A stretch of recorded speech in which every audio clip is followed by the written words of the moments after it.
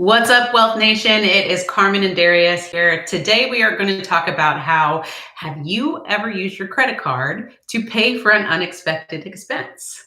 Yeah. So the purpose of this is just to have you start thinking about how you can utilize your policy given an emergency situation. Now, I understand that we have access to a variety of different tools to help us with our unexpected expenses, but this one is just for using our policies. Yes. Now, we have done a video on this before, but again, we just wanted to come on live and have a conversation about it and just talk about some of the genuine things that we run into with our personal finances. And as we've said time and time again, is the average American has less than $1,000 in savings. And based on the recent research that we did, the average unexpected expense costs a minimum of $2,500. Now, if you don't have access to that based on your immaculate budgeting experience, then you could have a problem.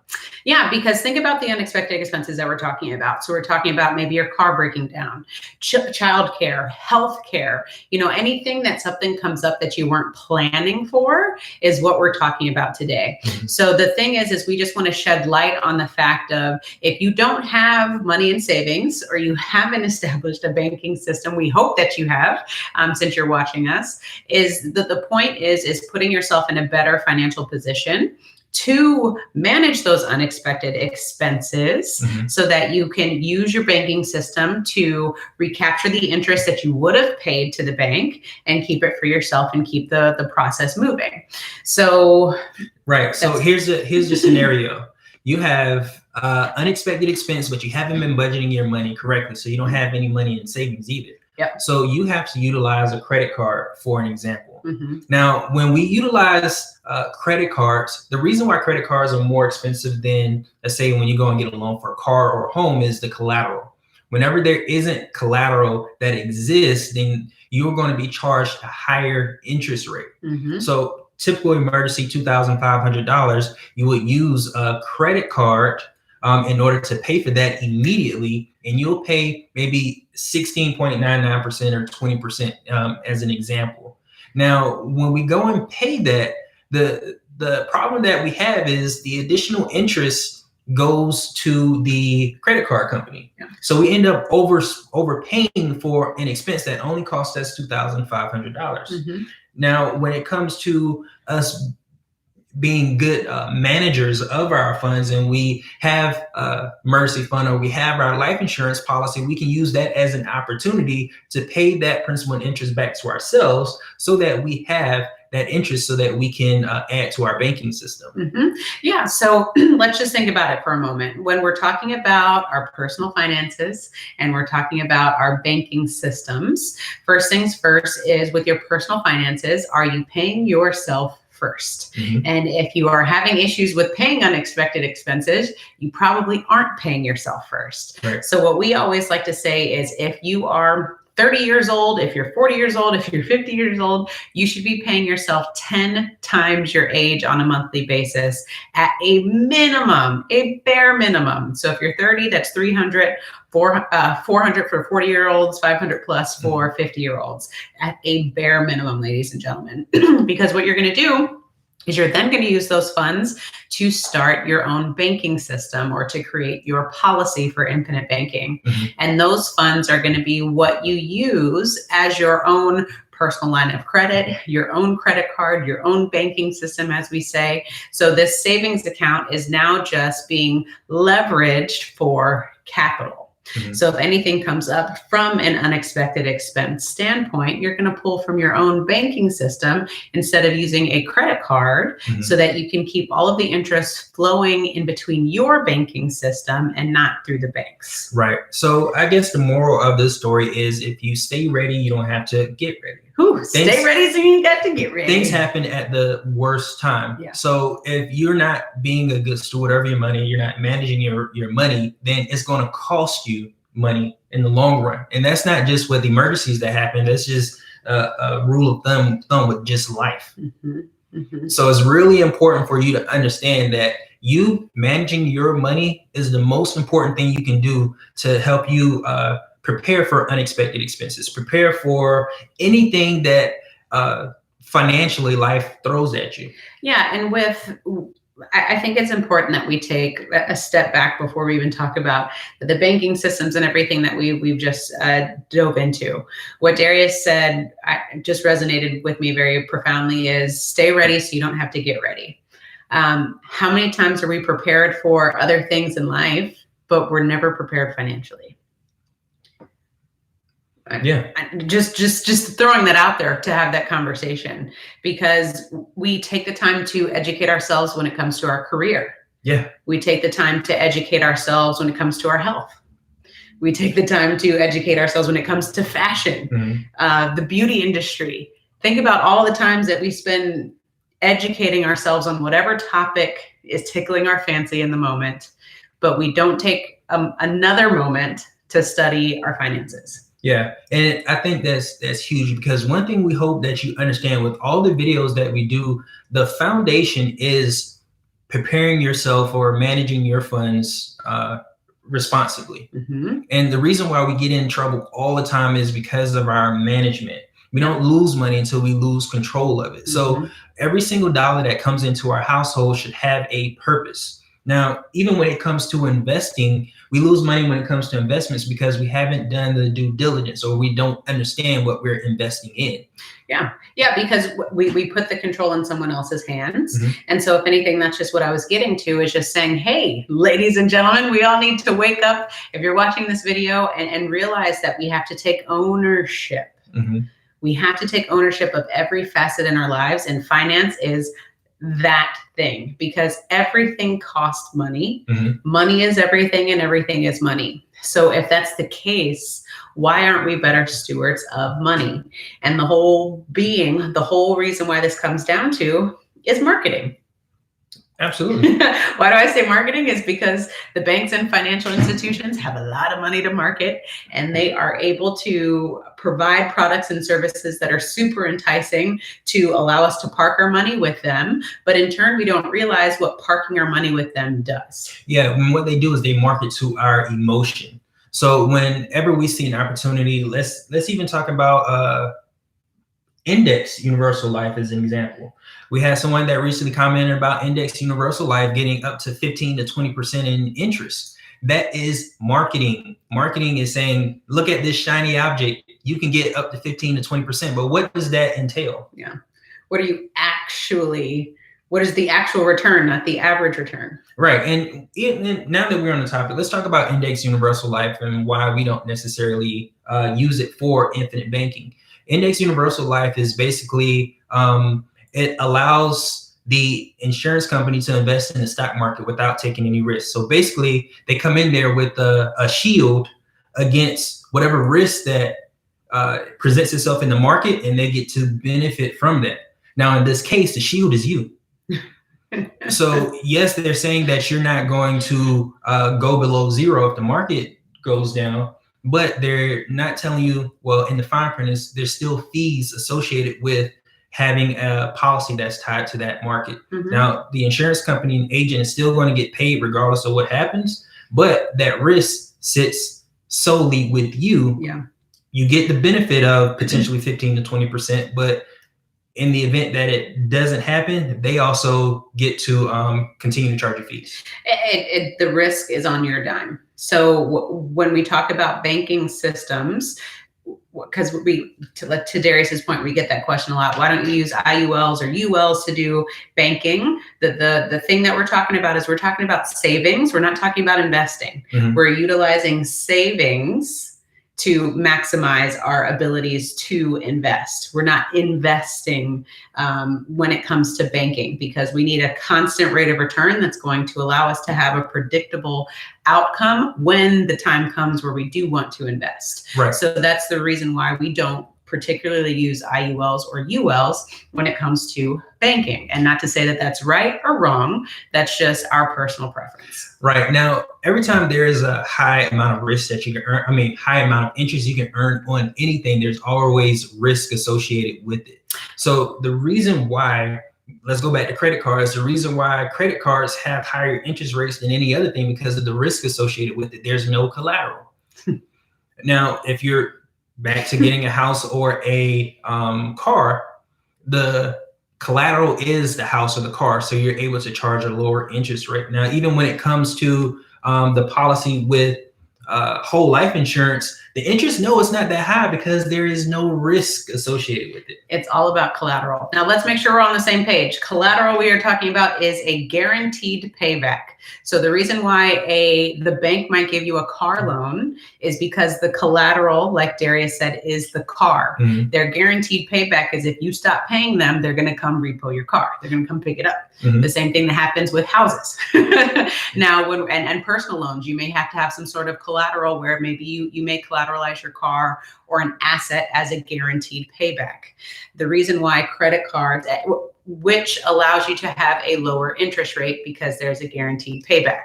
And assuming that your credit score is decent.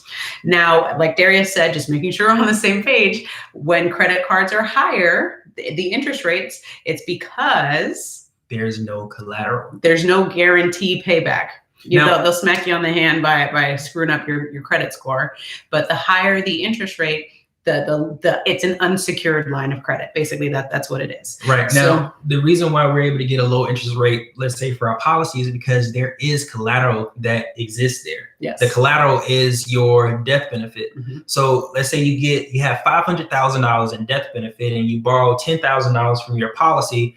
They can take, if you were to pass away, they can take the $10,000 from $500,000 in death benefit. And you have $490,000. That's Yes. why you're able to get interest rates of up to maximum 5%. Mm-hmm. But to bring this all back home, when Darius was bringing up IULs and interest rates and risk and all of those things, again, it's because how are you educating yourself with your finances? Are you staying ready so you don't have to get ready? Because if you are agreeing to these terms, if you're agreeing to these inflated interest rates or these guaranteed returns that you're supposedly getting, have you read the fine print to understand how this may or may not affect you? Because ain't nobody going to give away free money or these super enticing interest rates without something else coming with it. Now, what about I can get a line of credit or I can get a HELOC at a variable interest rate of 0%?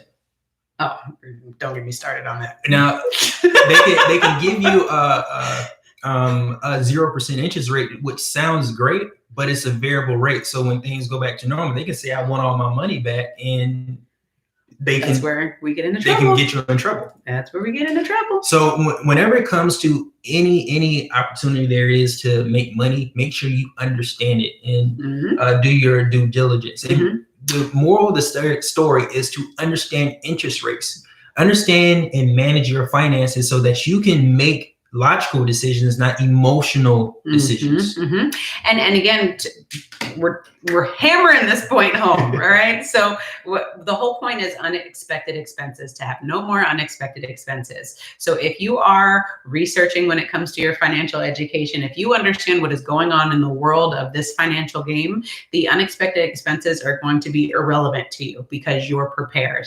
However, if you are falling prey to these attractive rates that could be happening in the market, these could cause huge unexpected expenses, because what you don't realize is it's eroding either cash value from a policy with IULs and ULs. When it comes to interest rate, variable interest rates, now you may be eroding some of your savings because you're trying to keep up with this variable interest rate. So these are huge unexpected expenses that can knock you off of your game if you are not educated and savvy with your numbers. Right. And the opportunity that presents itself when you aren't savvy with your money all goes to the banks and financial institutions. You are charged a premium for what you don't know. So if you don't know that you need to manage your funds and an unexpected expense happens, then you are charged some crazy amount of interest rate. That means that there's opportunity there for the banks. Yes. If you're prepared prior to, that's an opportunity that presents itself for you because you understand how this whole system and game works. It's all about interest and taxes. That's the name of the game. So if you were going to pay, like Darius said at the start of this video, if you were going to pay $2,500 because the average unexpected expense is that amount. Minimum of $2,500. Minimum. If you're going to pay $2,500 with the credit card, why not use $2,500 from your policy and create create a payment term between yourself and your policy as far as how are you going to pay that money back. Mm-hmm. So if anything, that's the beauty of infinite banking, is being able to have a conversation with yourself and say, you know what? Because I've created this banking system, thank you, Carmen, so much for doing so. This allows me to have the flexibility and the breathing room that I need in order to structure a secured payback that's all coming back to me. Mm-hmm. Now, with the flexibility, that means when you're working with an insurance company, unlike a credit card company, they're not going to come banging on your door every single month with your minimum payments. Mm-hmm. With the insurance company, you can be flexible to pay back the loan whenever you want. You have your entire life. But the thing that we want to make sure that you understand how this works is when you pay that money back, that money becomes available again. Mm-hmm. So don't you want to pay that money back sooner rather than later so that you can stay ready, so that you don't have to get ready, or use that for maybe an opportunity to invest and create some cash flow? Right. Now, I love everything that you said. And one thing that I want to add to it is I know we're going to get a comment. Well, the banks are offering 0% interest rates and your life insurance policies are costing us 5% interest. Yeah. Well, how are the banks able to offer 0% interest? It's because there are tons of people out there that's paying 15%, 20% interest to that same bank. Now, when it comes to the way we think about utilizing our life insurance policy, we're thinking about just taking a loan straight from the insurance company and applying it to whatever we're paying for. Now, the opportunity that presents itself is the fact that even when that money's coming back, when you're paying that money back to yourself, you can reuse that money over and over again. Mm-hmm. Now, that's exactly what the banks are able to do so that they can charge a 0% interest, is the fact that they're using our deposits over and over again, and they're stacking interest rates. Yep. So because they're stacking interest rates, they've already made so much money to where they can give somebody a loan for 0% interest. The only thing they are trying to do is put the money in rotation, keep the money moving. Yes. And that's what we're helping them do, even at 0% interest. The way we can do that for ourselves is to do the exact same thing and stack those interest rates on top of each other so that we can compete with the bank at 0% interest, because at the end of the day, we want to keep the money moving. And the banks do that by charging other people high interest rates so that you can benefit from 0% interest rates. Absolutely. Yeah, I'm glad that you broke that down, because we get that all the time. If the banks are charging me lower, why am I using my policy? Well, if you use your policy, I just consider it the cost of doing business with yourself. Mm-hmm. Because either way, you're going to have to pay interest. So why not create a system where you can pay the interest back to yourself? Yeah. And just to let you know, Oh, I'm sorry, Darius. I got excited about something. And the other thing too is, I think you had touched on this. You need to know the difference between interest rates. We're talking simple interest that's due on your anniversary. Simple interest that's due on your anniversary. Mm-hmm. Right? So sometimes people look at the 5% and think of it as something that's just extremely daunting, where when you have a $2,500 loan and 5% simple interest that you can pay a year from now, what do you think about that? Yeah, $125. Just so that you can see, $125, 5%, $2,500 for just lending the money to yourself. Yeah. Now, the important thing to understand is the insurance company is also in business to make money. We're in the business to make better opportunities for ourselves. Yes. So if you can only pay $125 on that policy the first time, that's fine, because it's an emergency. But we're not going to keep that outstanding without a plan in place to pay it back to ourselves. Very good point. Because at the end of the day, it may be $125, but we don't want to pay any more money than we have to. Yeah, exactly. I like how Next Level said $10 a month in interest. There you go. Breaking it down when you think about that way. Are you okay with doing business with yourself for $10 a month? I'm okay with that. And that's just the cost of doing business. Yeah. not to mention how much we're going to make from it. Because again, remember, your policy is still growing at the guaranteed interest rate. Who knows whatever interest you may have tacked onto that to pay back to yourself. And again, we're just keeping the money in motion. You may already have funds outstanding that are working for you, like the banks. So who knows how much money that you're bringing all into your banking system. And so the best thing about this whole thing is, who knew that you could make money or monetize these expenses that come up? Right. Now, this is just the bare minimum of where we start at. Once we start managing our money and understanding finance, we move on into the end game is generational wealth. So unexpected expenses happen. It happens all the time. How you manage your money is how you're able to either benefit or become a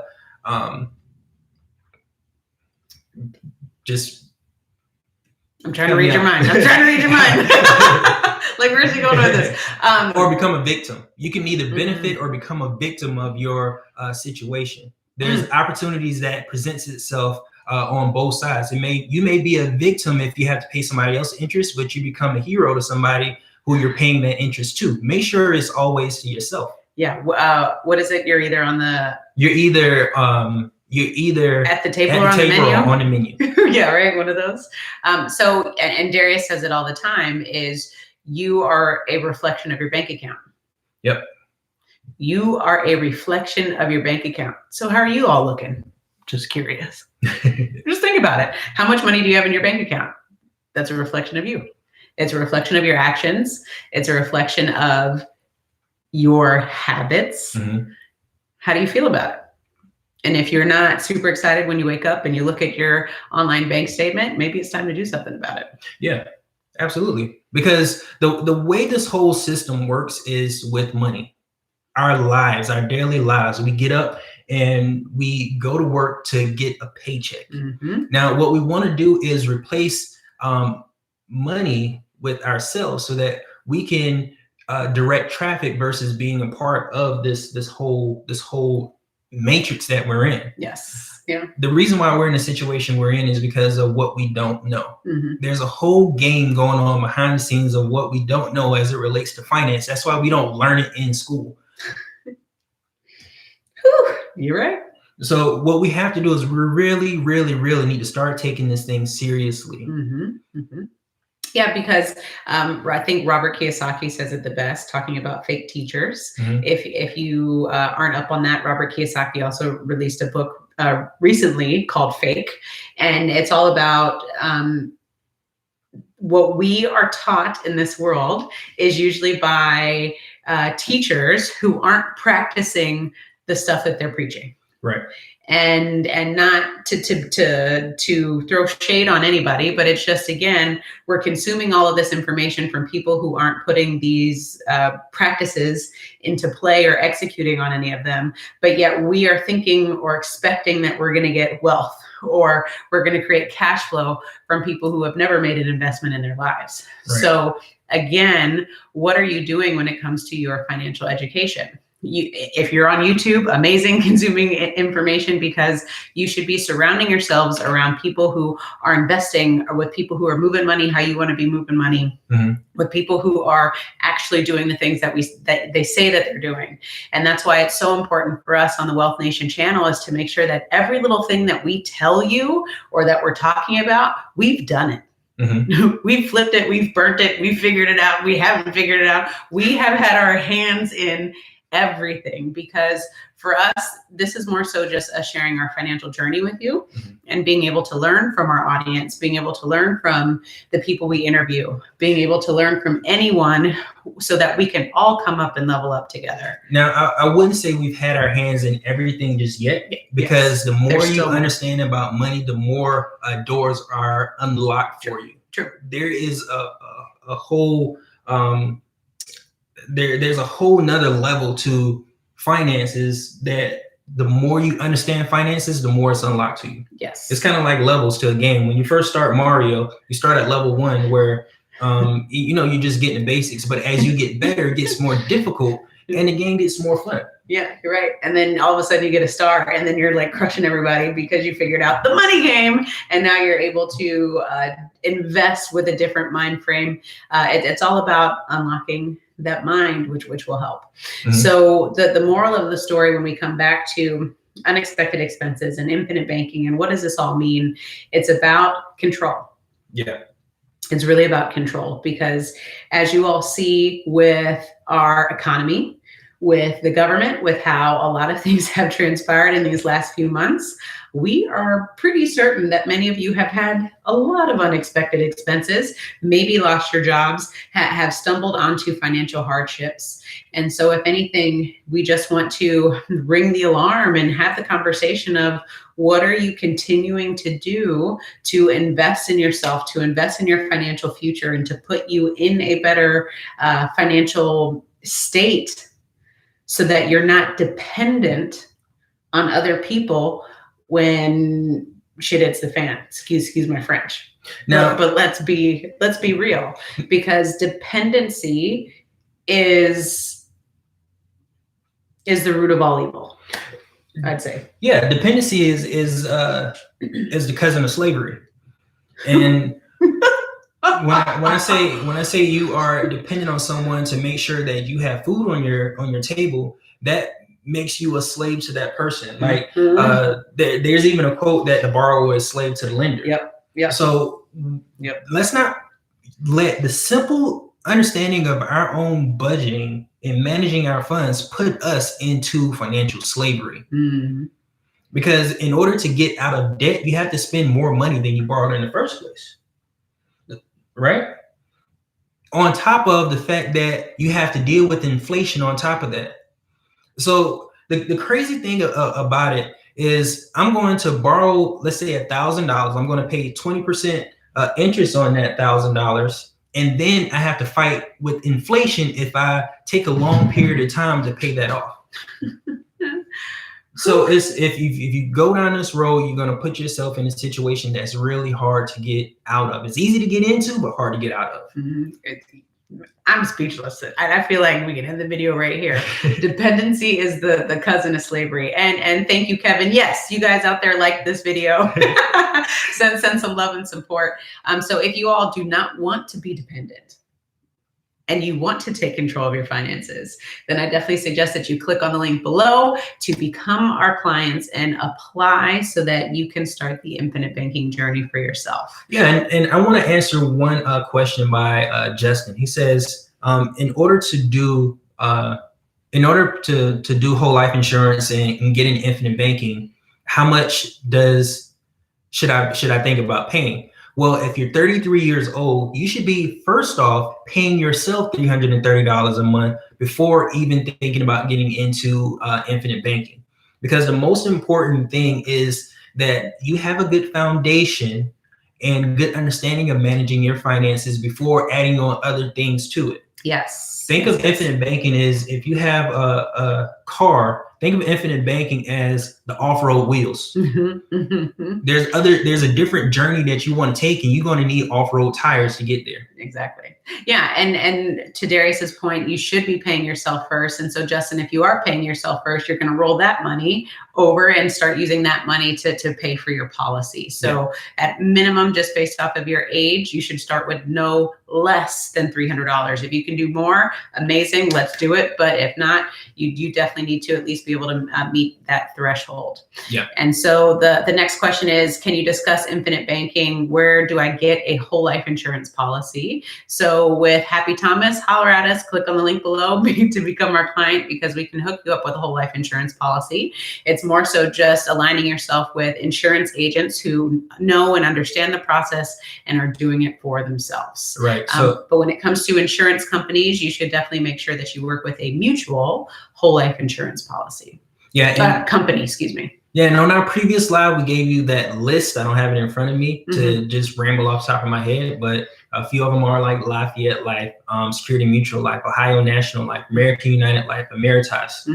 That's just what I can name off the top of my head. Mass Mutual, Penn Mutual. There are a variety of different mutual insurance companies that allow you to create a banking system for yourself. Exactly. Yeah. So if anything, just make sure that you align with those. And then, of course, continuing to absorb content from people who are doing infinite banking themselves. Right. There was something that I was going to bring up, but I'll have to bring it back into my memory. I like Marissa Romero. What's up, girlfriend? She says, I have a question for business owners. What do you suggest for paying yourself first and saving for taxes? Now, when it comes to businesses, there is it's kind of like a happy medium. One thing you want to do is pay yourself. Oh, New York Life is another one, Frank. Yeah. One thing you want to make sure that you do is you are paying yourself also in your business, so that you're not tapping into funds just to take care of personal expenses. So you want to have a steady stream of income coming to yourself, so you don't have to tap into it. Another thing you want to do is make sure that you invest back into the business, because every dollar that you put back into your business is going to be an opportunity for you to write it off on your taxes. Now, a disclaimer, we are not tax professionals. We have CPAs and bookkeepers to help us with that. So you should absolutely do the same. Make sure you talk to your accountant or your tax professional. But expenses to your business are opportunities to write off on your taxes. So you want to play this balancing act to invest back into your business, to write it off and make more money. Yeah, and Marissa, I'm going to give you a general statement. So again, ladies and gentlemen, with that disclaimer, this is general. I'm just trying to get you to see from a conceptual process how this happens. If you are going to make $100,000 in your business, break it up into chunks of 33%. So break that up into thirds. So let's say, depending on how your business is structured, you may pay yourself a third of the salary. You may pay yourself a salary. A third of that may go to business expenses, stay in your business. And the other third you may just have off to the side for taxes. Again, general statement, because however you have your taxes, whatever your tax bracket is, that 33% may be different for you. However much you're paying yourself in wages may be different for you. But just to get the concept of how this works, every single time you get paid, you should chop that baby up into some sushi bits and make sure that the money is being directed where it needs to be. Because as business owners, what happens is sometimes we get paid and then we spend it all, and then there's no money for wages, and then there's no money for taxes. Or expenses. And then you're scrambling to try to figure out, how am I going to pay my taxes this year? How am I going to pay my employees? Which is why there's so many issues with cash flow now with businesses, with what's going on, is because we're mismanaging our funds. So again, just get the concept of, if you get $1, Marissa, into your bank account, you better break that baby up into pennies, 33 cents, and allocate the funds directly, because we're staying ready so that you don't have to get ready. You have some money off to the side for taxes. If you budgeted too high, fantastic. Take that money and give your employees some bonuses. If you budgeted too low, at least you don't have to figure it out. Yeah, figure it out and scramble. You're paid for your wages. Your business has the money for the expenses. So again, just to show you how this all works, that's at least how we work, is every time our business gets paid, we're divvying the funds every time without question. Every time. I don't care if it's $20 or if it's $200,000, that money is getting divided. Yep. And I like what Next Level Tech said, passive income. Absolutely passive income, because the whole point of having a business is to create a business system to get on the right side of the cash flow quadrant that Robert Kiyosaki says. You want to build business systems so that you can then become an investor. At the end of the day, that's all we're trying to do with our banking system. We're trying to put ourselves on the other side of the quadrant so that our money is working for us and our business is working for us. Working for us. Did you guys hear that? Working for us, not against us. And again, the reason why having that money split and allocated so strictly is because as business owners, sometimes we fall into the prey where we pay for expenses that we cannot afford. Right? So however much you're allocating in your expense column is how much you can afford to either hire people, pay for systems, whatever it is. And if you ain't got that money in that bank, you cannot afford it. You got to wait to produce a little bit more so that you can afford it. Don't pull into your tax funds or pull into your investment funds.